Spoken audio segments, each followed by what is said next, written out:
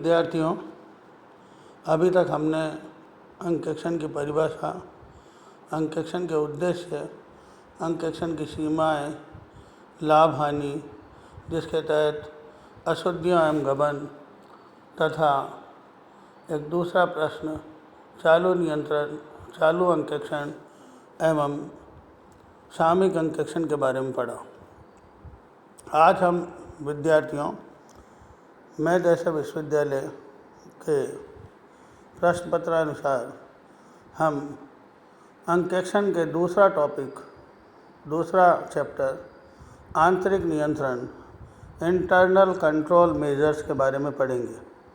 हम विद्यार्थियों संक्षिप्त में इस टॉपिक के बारे में जानकारी लेंगे, साथ में उसके पश्चात जो अति लघुत्तरात्मक प्रश्न सामान्यतः इस चैप्टर में से पूछे जाते हैं और साथ ही निबंधात्मक प्रश्न जो इस चैप्टर में से पूछे जाते हैं उसके बारे में अध्ययन करेंगे।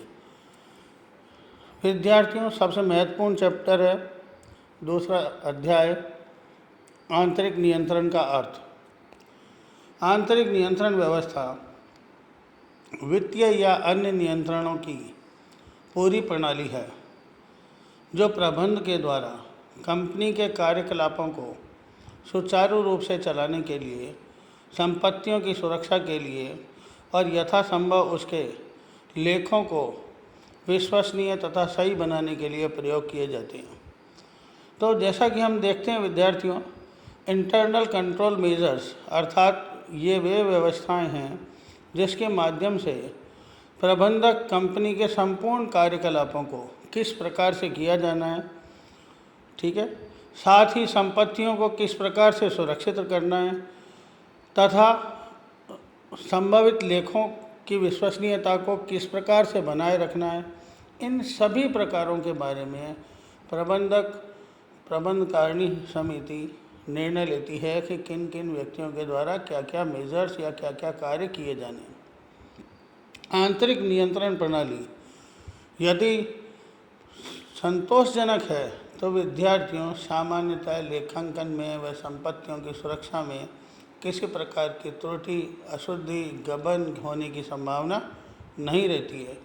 अतः ये माना जाता है कि आंतरिक नियंत्रण व्यवस्था किसी भी संस्था की बहुत अच्छी होनी चाहिए। अब आंतरिक नियंत्रण के क्या क्या उद्देश्य होते हैं, जिन उद्देश्यों के माध्यम से आंतरिक नियंत्रण को मजबूत बनाया जाता है। नंबर 1, लेखांकन व अभिरक्षण कार्य को पृथक करना। लेखांकन और अभिरक्षण कार्य को पृथक किया जाता है। नंबर 2, प्रत्येक स्तर पर लेखों का परीक्षण करना, अर्थात हर एक स्टेप पे एक व्यक्ति द्वारा जो कार्य किया गया है उसकी जांच दूसरे व्यक्ति के द्वारा की जाती है। नंबर 3, मानक लेखों का विकास करना। नंबर 4, लेखांकन चार्ट व नियम पुस्तिका उपलब्ध कराना कि किस प्रकार से लेखांकन किया जाएगा, इसका एक चार्ट बनाया जाए, साथ में किन नियमों के तहत लेखा पुस्तकों का संधारण होगा, नियम पुस्तिका भी उपलब्ध रखी जाती है और कराई जाती है। 5वां बिंदु है विद्यार्थियों, सामाजिक, लेखीय तथा वित्तीय रिपोर्ट बनाना। जो भी समय समय पर विभिन्न संस्थानों के द्वारा जिनसे हमने ऋण ले रखा है, बैंक है, सामाजिक प्रतिष्ठा बनाए रखने के लिए सरकार है या अन्य संस्थाएं हैं, वित्तीय संस्थाएं, उनको रिपोर्ट देना है, इनको भी तैयार किया जाता है। 6वां बिंदु है विद्यार्थियों, हानियों तथा अपव्ययों को कम करना कि minimization of expenditure and losses. 7वां बिंदु है विद्यार्थियों, योग्य व्यक्तियों की नियुक्ति करना। जितना सबसे इम्पॉर्टेंट चीज़ ये है कि इन कार्यों को करने के लिए जो व्यक्तियों में योग्यता होनी चाहिए उस प्रकार के योग्य व्यक्तियों की नियुक्ति करना चाहिए प्रबंधकों को। 8वां बिंदु है, कार्यों को सर्वोत्तम ढंग से करने के लिए कर्मचारियों को प्रोत्साहित करना। ये बहुत इम्पॉर्टेंट बिंदु है विद्यार्थियों कि कर्मचारियों को हतोत्साहित नहीं करना चाहिए, कर्मचारियों को प्रोत्साहित करना चाहिए कि वे जिससे कि the best possible way method से या बेस्ट पॉसिबल तरीके से सर्वोत्तम ढंग से कार्य करने के लिए प्रेरित हों।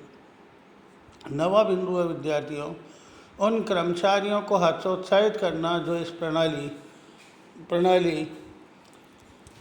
उन कर्मचारियों को हतोत्साहित करना जो इस प्रणाली के विरुद्ध कार्य करते हैं।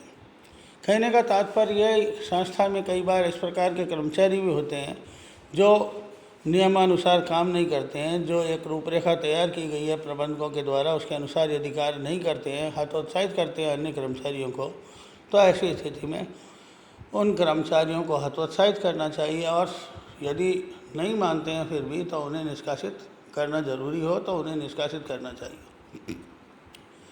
10वां बिंदु है प्रत्येक स्तर पर कार्यकुशलता लाना।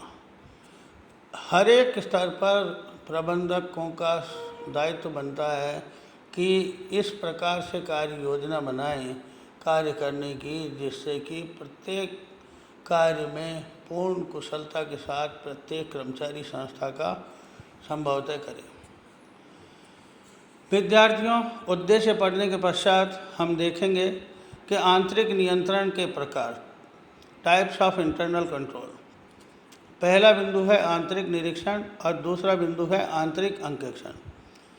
पहला है आंतरिक निरीक्षण और दूसरा है आंतरिक अंकेक्षण। मैं दोनों ही बार बार इसलिए रिपीट कर रहा हूँ कि बहुत सी बार कन्फ्यूजन हो जाता है विद्यार्थियों कि दोनों एक ही तरह के लगते हैं, आंतरिक निरीक्षण और आंतरिक अंकेक्षण। पहला है आंतरिक निरीक्षण, इंटरनल चेक। अर्थ है जिसका कि आंतरिक निरीक्षण किसे कहते हैं। आंतरिक निरीक्षण से अभिप्राय है कि आंतरिक निरीक्षण व्यवसाय के प्रबंध की वह प्रणाली है जिसके अनुसार समस्त व्यवहारों को विभिन्न क्रम में इस प्रकार बांटा जाता है कि कोई भी कर्मचारी किसी भी व्यवहार को अकेला पूरा न कर सके और प्रत्येक कर्मचारी के कार्य का स्वतंत्र रूप से दूसरे कर्मचारी द्वारा नियमित परीक्षण किया जा सके, ताकि त्रुटियां व कपटों का होना असंभव हो जाए और यदि हों तो उनका शीघ्रता से पता चलता रहे। अर्थात आंतरिक निरीक्षण के अंतर्गत व्यवसाय के प्रबंधक इस प्रकार से कार्य योजना बनाते हैं कि एक कर्मचारी के द्वारा किए गए कार्य की जांच दूसरे कर्मचारी द्वारा की जाती है। अतः यदि एक कर्मचारी ने कोई त्रुटि की है तो उसके गलती या गबन किया है तो उसकी जांच जब दूसरा कर्मचारी करेगा तो स्वतः ही हमें तुरंत पता लग जाएगा कि यह अशुद्धि है या त्रुटि की गई है इस कर्मचारी के द्वारा या कपट किया गया है। आंतरिक निरीक्षण के क्या उद्देश्य होते हैं विद्यार्थियों? उद्देश्य, the objectives of internal check. Number 1, पहला, छल कपट को रोकना। जैसा कि हम जानते हैं कि हमारा ऑडिट का मूल उद्देश्य यही है आंतरिक निरीक्षण का कि छल कपट को रोका जाए। दूसरा, अशुद्धियों को रोकना। तीसरा, अशुद्धियों व छल कपट को शीघ्र पकड़ना, यदि हो भी जाती हैं तो उनका शीघ्र पकड़ में आ जाना। चौथा बिंदु है उत्तरदायित्व निर्धारित करना कि यदि गलती हुई है और दूसरे कर्मचारी ने भी यदि जांच नहीं की है तो दूसरे कर्मचारी जिसके द्वारा चेक किया जाना था उसका उत्तरदायित्व निर्धारित किया जाए। 5वां बिंदु है व्यावसायिक व्यवहारों का सही लेखा करना। जो व्यावसायिक व्यवहार हैं उनका ठीक प्रकार से लेखा किया जाना चाहिए। 6वां बिंदु है अंतिम खातों का शीघ्र तैयार हो सकना। कार्य को इस प्रकार से किया जाना चाहिए आंतरिक निरीक्षण कार्य कि जिससे कि अंतिम खाते वर्ष के अंत में शीघ्रातिशीघ्र तैयार हो सकें। और 7वां बिंदु है अंकेक्षण कार्य को सरल बनाना। यदि हमारी आंतरिक निरीक्षण प्रणाली संतोषप्रद है तो अंकेक्षण कार्य करना अत्यंत आसान हो जाता है अंकेक्षक के द्वारा। अब विद्यार्थियों हम आगे पढ़ते हैं कि आदर्श आंतरिक निरीक्षण प्रणाली की विशेषताएं। यदि इन आंतरिक निरीक्षण प्रणाली, एक आदर्श आंतरिक निरीक्षण प्रणाली के क्या क्या विशेषताएं होनी चाहिए। इसको हमने कई भागों में बांटा है। पहला कर्मचारियों के संबंध में, दूसरा लेखों के संबंध में, तीसरा अन्य के संबंध में। अब इनके अंदर जो बिंदु दिए गए हैं हम विस्तार पूर्वक भी पढ़ते हैं, साथ के साथ हम इन बिंदुओं को अध्ययन करते हैं। पहला है कर्मचारियों के संबंध में योग्यता व परीक्षण।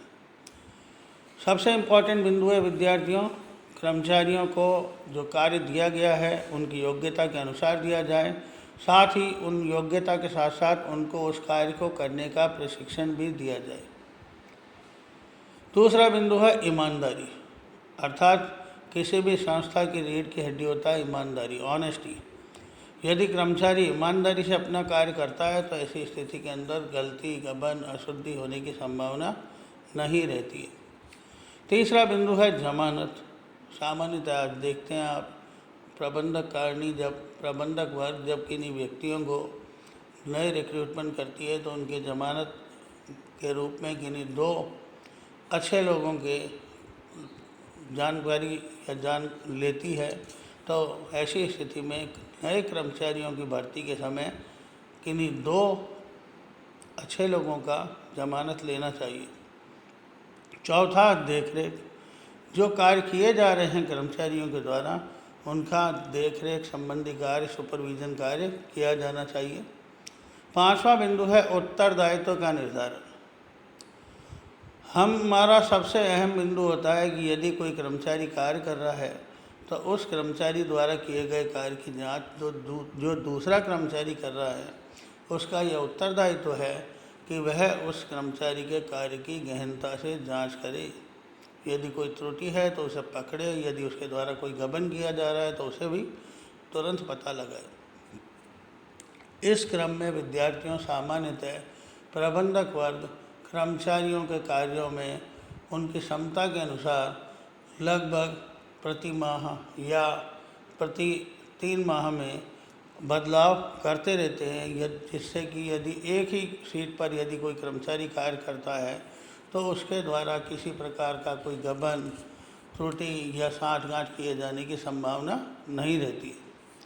छठा बिंदु है विद्यार्थियों कर्तव्यों का विभाजन, कि कर्मचारियों में कर्तव्यों का विभाजन किया जाना चाहिए कि उनके क्या क्या ड्यूटीज़ हैं, उनको किस प्रकार से बांटा गया है कार्य विभाजन। ये संपूर्ण जानकारी प्रबंधकों द्वारा कर्मचारियों को समझानी चाहिए। 7वां बिंदु है कार्य का अधिकृत किया जाना, कि जो कार्य दिए गए हैं उनको हम देखें, ऑथराइजेशन करें कि ये कार्य आपके द्वारा संपादित किए जाने हैं। अतः कर्मचारी इसको स्वयं संधारित करे एवं सावधानी पूर्वक कार्यों को करे। 8वां बिंदु है विद्यार्थियों अनिवार्य छुट्टियाँ। जैसा कि ये बहुत सामाजिक प्रश्न है विद्यार्थियों के कार्य से, लगातार एक ही प्रकार का कार्य या एक ही प्रकार के कार्य को करने से या लगातार कार्य करने से मानवीय प्रवृत्ति होती है कि बोरियत भी होती है। तो ऐसी स्थिति में कर्मचारियों को प्रबंधक इस प्रकार की योजना बनाएं कि छुट्टियां समय समय पर मिलती रहे। लेखे के संबंध में दूसरा आदर्श आंतरिक निरीक्षण प्रणाली की विशेषताओं के तहत दूसरा बिंदु है लेखों के संबंध में। लेखों के संबंध में लेखों की उचित, पहला बिंदु लेखे की उचित प्रणाली को अपनाना, और दूसरा प्रक्रिया पुस्तक रखना, और तीसरा प्रपत्र। विभिन्न प्रकार के प्रपत्र संस्थान में होने चाहिए जिसके माध्यम से हम लेखों को इंदराज कर सकें। एक आदर्श आंतरिक निरीक्षण प्रणाली की विशेषताओं में तीसरा बिंदु है अन्य। वर्तमान समय में हम देखते हैं विद्यार्थियों, पहला बिंदु है मशीनों का प्रयोग। सामान्यतः नोट गिनने की मशीनें आप देखते हैं, समय की पाबंदी के लिए समय की मशीनें इत्यादि का प्रयोग बड़े संस्थानों के द्वारा किया जाता है, जिससे कि कर्मचारियों की कार्यकुशलता में वृद्धि होती है। दूसरा बिंदु है डाक पर नियंत्रण। समय समय पर जो डाक हमें प्राप्त होती है या डाक संस्थान के द्वारा भेजी जाती है उस पर पूर्ण रूप से नियंत्रण रखना चाहिए कि किनके द्वारा भेजी गई है और जो डाक संस्थान में प्राप्त हुई है वो किनके द्वारा प्राप्त हुई है। तीसरा, लोचदार फ्लेक्सिबिलिटी। यदि हम आंतरिक निरीक्षण प्रणाली में यदि किसी प्रकार का कोई परिवर्तन लाना चाहते हैं तो विद्यार्थियों इसमें परिवर्तन आसानी से किया जा सके, उसे हम फ्लेक्सिबिलिटी बोलते हैं, लोचदार बोलते हैं आंतरिक निरीक्षण प्रणाली। हम पढ़ेंगे अब विद्यार्थियों आंतरिक निरीक्षण प्रणाली के लाभ। कौन कौन से लाभ एक अच्छी आंतरिक निरीक्षण प्रणाली के होते हैं। नंबर 1, कर्मचारियों का सावधान होना। कर्मचारी को जब हमने ड्यूटी असाइन कर दी है कार्य के संबंध में और जांच के संबंध में, तो कर्मचारी सावधानी पूर्वक कार्य करता है। दूसरा बिंदु है कर्मचारी का ईमानदार होना। जैसा कि हम सभी जानते हैं कर्मचारी ईमानदारी से कार्य करता है तो ऐसी स्थिति में अशुद्धियाँ, त्रुटियाँ एवं गबन की संभावनाएं नहीं रहती है। तीसरा बिंदु है संपूर्ण वातावरण पर नैतिक प्रभाव। जो संस्थान का एनवायरनमेंट है उस पर एक बहुत अच्छा नैतिक प्रभाव पड़ता है विद्यार्थियों, जिससे कि उन्हें कार्य करने में कर्मचारियों को अच्छा महसूस होता है। चौथा बिंदु है अशुद्धियों में कमी। स्वाभाविक तौर से यदि आंतरिक निरीक्षण प्रणाली अच्छी है तो अशुद्धियों में कमी होगी, और यदि अशुद्धियाँ होती भी हैं तो तुरंत पता लग जाएगा उनका। पांचवा बिंदु है छल कपट में कमी। जो फ्रॉड्स यदि कोई कर्मचारी करता है और आंतरिक निरीक्षण प्रणाली संतोषप्रद है, अच्छी है, तो ऐसी स्थिति में छल कपट भी तुरंत पकड़ में आ जाएगा। छल कपट व अशुद्धियों का शीघ्र पकड़ा जाना स्वाभाविक है। यदि आंतरिक निरीक्षण प्रणाली अच्छी है तो छल कपट, अशुद्धियाँ शीघ्र पकड़ में आ जाएगी। सातवां बिंदु है व्यवसाय पर छल कपट व अशुद्धियों का संचित प्रभाव नहीं पड़ना। बड़ा अहम बिंदु है। चूँकि आंतरिक निरीक्षण प्रणाली संतोषप्रद है, ऐसी स्थिति में विद्यार्थियों जब एक कर्मचारी के कार्यों की जांच अन्य कर्मचारियों के द्वारा क्रमबद्ध तरीके से की जा रही है तो छल कपट या अशुद्धि जो होती हैं वह तुरंत में पकड़ में आ जाएंगी और जिनका संचित प्रभाव संस्था के ऊपर नहीं पड़ेगा। नेक्स्ट बिंदु है अंतिम खातों का शीघ्र तैयार हो जाना। आंतरिक निरीक्षण प्रणाली संतोषप्रद होने के कारण अंतिम खाते बहुत शीघ्र तैयार हो जाएंगे। साथ ही 9वां बिंदु है अंकेक्षक को सुगमता। आंतरिक निरीक्षण प्रणाली संतोषप्रद होने के कारण अंकेक्षक को अंकेक्षण कार्य करने में बहुत आसानी रहती है, सुगमता रहती है। 10वां बिंदु है विद्यार्थियों प्रत्येक व्यक्ति का उत्तरदायित्व तो निश्चित होना, पढ़ चुके हैं हम। 11वां बिंदु है व्यवसायी का निश्चिंत होना। व्यवसायी का अर्थात जो प्रबंधक वर्ग हैं, जो मालिक है, जो संस्थान के यदि एकाकी व्यापार है तो मालिक है, साझेदार है, जो पार्टनर्स हैं, साझेदार हैं, तो वो निश्चिंत हो जाते हैं कि हमारी आंतरिक निरीक्षण प्रणाली संतोषप्रद होने के कारण किसी प्रकार का छलावा या अशुद्धि या कपट होने की संभावना नहीं है। आंतरिक निरीक्षण प्रणाली से हानियाँ। कौन कौन सी हानियाँ होती हैं। पहला बिंदु है अधिक खर्चा। चूँकि एक व्यक्ति द्वारा किए गए, एक कर्मचारी द्वारा किए गए कार्य की जांच अन्य कर्मचारी करता है तो पुनरावृत्ति होने के कारण खर्चा अर्थात बार बार जांच करने से ज़्यादा कर्मचारियों की आवश्यकता होगी और उनको ज़्यादा मजदूरी व वेतन का भुगतान करना पड़ेगा। कार्य का दोहराव अर्थात कर्मचारियों के कार्यों की जांच अन्य कर्मचारियों के द्वारा की जाती है तो कार्य का दोहराव भी होगा। तीसरा, स्वामी का लापरवाह होना महत्वपूर्ण बिंदु है कि जो मालिक है वो क्या होगा, लापरवाह हो जाता है कि वो स्वयं नहीं देखेगा, वो स्वयं निरीक्षण नहीं करेगा, वह स्वयं नहीं जांचेगा, तो ऐसी स्थिति में स्वामी लापरवाह हो जाता है। चौथा बिंदु है कर्मचारियों पर बुरा प्रभाव। जो कर्मचारी हैं उन पर आंतरिक निरीक्षण प्रणाली यदि संतोषप्रद है तो उनमें कई बार ये भावना आती है कि यार मैंने जो काम किया है भाई वो दूसरा कर्मचारी चेक करेगा तो मैं ऐसा ही आंख बंद करके अलटप्पे में काम कर देता हूँ और कोई गलती होगी तो दूसरा पकड़ेगा, तो कर्मचारियों पर इसका बुरा प्रभाव भी पड़ता है। 5वां बिंदु है अंकेक्षक का लापरवाह होना। अच्छी आंतरिक निरीक्षण प्रणाली के अंदर ऐसा भी होता है, अंकेक्षक देखता है यार वो खुद जांच हैं कर्मचारी स्वयं, तो मुझे ज़्यादा ध्यानपूर्वक जांच करने की आवश्यकता नहीं है।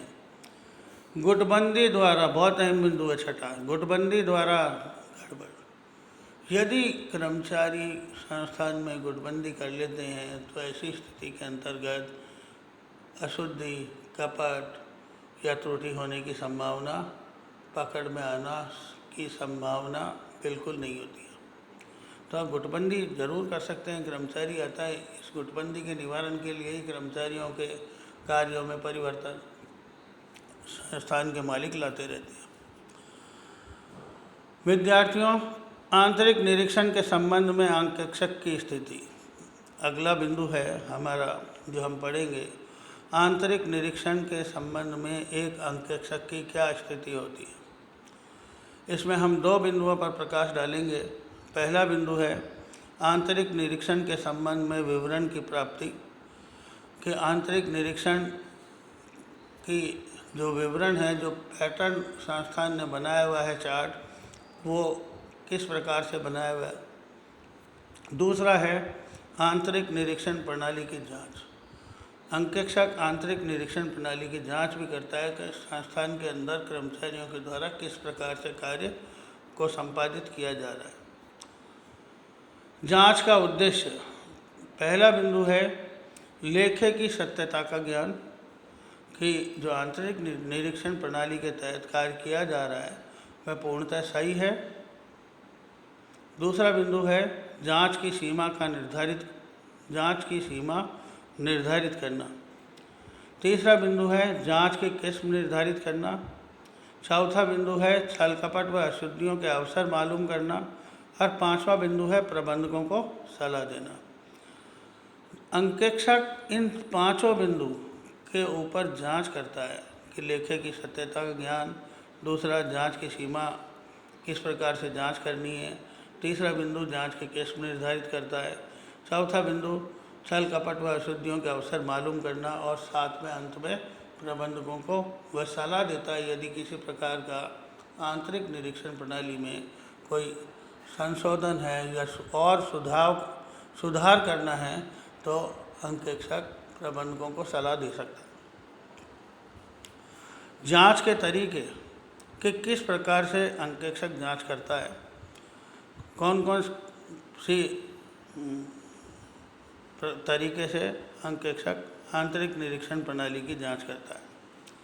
पहला है परीक्षात्मक जांच, दूसरा है आंतरिक नियंत्रण प्रश्नमाला, तीसरा है पूछताछ के माध्यम से, चौथा है भौतिक निरीक्षण, पांचवा है प्रपत्रों एवं लेखों की जांच, और छठा है स्मरण पत्र और चार्ट्स। परीक्षात्मक जांच जाकर कर्मचारी देखता है कि भाई किस प्रकार से कार्य किया जा रहा है संस्था के कर्मचारियों द्वारा। दूसरा बिंदु है जो हमने पढ़ा अभी, आंतरिक नियंत्रण प्रश्नमाला, जो इंटरनल कंट्रोल सिस्टम की जो प्रश्नमाला तैयार कर रखी है कि किस प्रकार से प्रारंभ से लेकर अंतिम स्तर तक कार्य किया जाता है, उसको देखता है और उसमें यदि कोई सुधार लाना हो तो सुधार लाने का प्रयास करता है। पूछताछ, इंक्वायरी के माध्यम से विभिन्न कर्मचारियों से जानकारी ली जाती है कि कार्य किस प्रकार से किया जाता है, कार्य को आसान बनाया जाता है। भौतिक निरीक्षण, फिजिकली इंस्पेक्शन के माध्यम से भी अंकेक्षक जांच करता है। प्रपत्र एवं लेखों की जांच करता है, जो विभिन्न प्रकार के प्रपत्र एवं लेखे तैयार किए जाते हैं कर्मचारियों के द्वारा, उनकी जांच करता है। और स्मरण पत्र और चार्ट्स के माध्यम से जांच की जाती है। विद्यार्थियों, आंतरिक निरीक्षण प्रणाली पर निर्भरता। आंतरिक निरीक्षण प्रणाली पर एक संस्थान के प्रबंधक और अंकेक्षक पूर्णतः निर्भर होते हैं कि यदि आंतरिक निरीक्षण प्रणाली संतोषजनक है, बहुत क्रमबद्ध तरीके से, योजनाबद्ध तरीके से तैयार की गई है, तो ऐसी स्थिति में उस संस्थान में अशुद्धियाँ, त्रुटि एवं गबन की संभावनाएं नहीं के बराबर होती हैं। यदि गलती से होती भी हैं तो इसे तुरंत पकड़ लिया जाता है और तुरंत पकड़ में आ जाती है, जिनका दीर्घगामी प्रभाव शून्य रहता है। आंतरिक निरीक्षण प्रणाली का अध्ययन करने के पश्चात विद्यार्थियों, अब हम देखते हैं कि इसी के साथ दूसरा बिंदु है आंतरिक अंकेक्षण। आंतरिक अंकेक्षण का अध्ययन विद्यार्थियों हम कल पढ़ेंगे। आप आज, क्योंकि दोनों एक साथ पढ़ने से हमें कन्फ्यूजन हो जाता है विद्यार्थियों का आंतरिक निरीक्षण प्रणाली क्या है और आंतरिक अंकेक्षण क्या है।